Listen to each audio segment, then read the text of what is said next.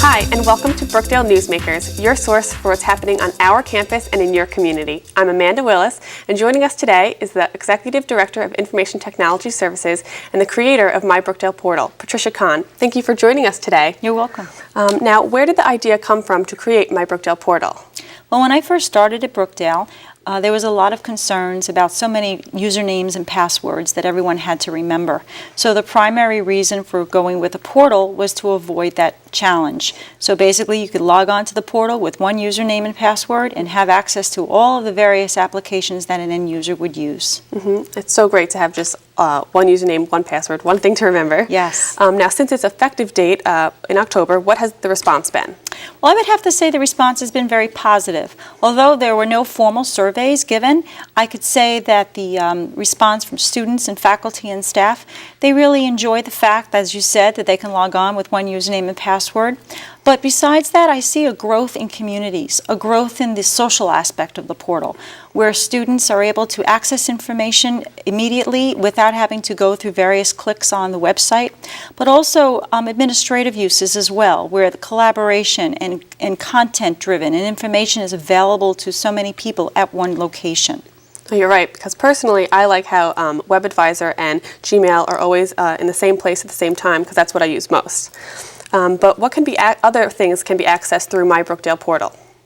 Well, down the road, we're going to be implementing other applications as well. But for now, besides a single sign-on, as I said before, we're going to be doing a lot with communities of practice.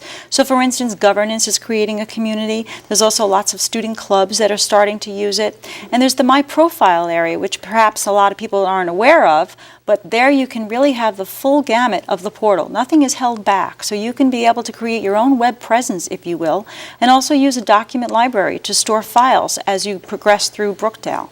So nothing has been turned off. You can have your web access, you can have RSS feeds, you can have wikis, blogs, polling, everything is there for you. Oh, that's great. I didn't know that. Yes. Okay, well, for a student who's logging onto the portal for the first time, what is that process like?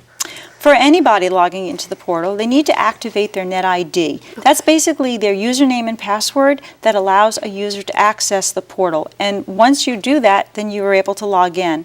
And what's great about the NetID is, let's say you forgot your password, you don't have to call the help desk. You can go right back to that NetID page and log in with your username and be able to answer a few security questions and then be able to obtain your password if you forgot one or if you want to reset it. Okay, that's great. It's like a 24-hour support system. Yes. All right.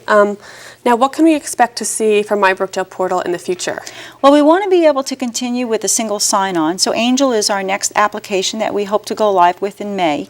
In addition to that, we want to have more integration with Colleague, so when a user logs on, they don't have to go through WebAdvisor to receive information.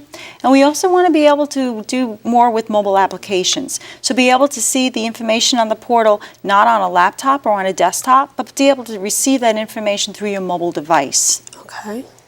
In addition to single sign-on with Angel, we're also looking at other applications as well that users use on an everyday basis. So this way, again, right at their tips, they don't have to worry about remembering that username and password. We want to be able to expand on those communities of practice because we really want to focus on the social collaboration of the portal. We want to say we truly are a one Brookdale campus, so it doesn't matter whether you're at the higher ed center or whether you're in a branch campus or you're here at Lincroft. You have access to all of the information right there in front of you through the portal, and that's the beauty of it. And we want to continue to expand on that. Okay, well, it sounds like there's a lot to expect from the future. All right, well, thank you for joining us. That is all the time that we have for today. Our guest today was Patricia Kahn. Thank you for joining us on Brookdale Newsmakers. For more information, visit us at brookdalecc.edu. I'm Amanda Willis. See you next time here on Brookdale Newsmakers.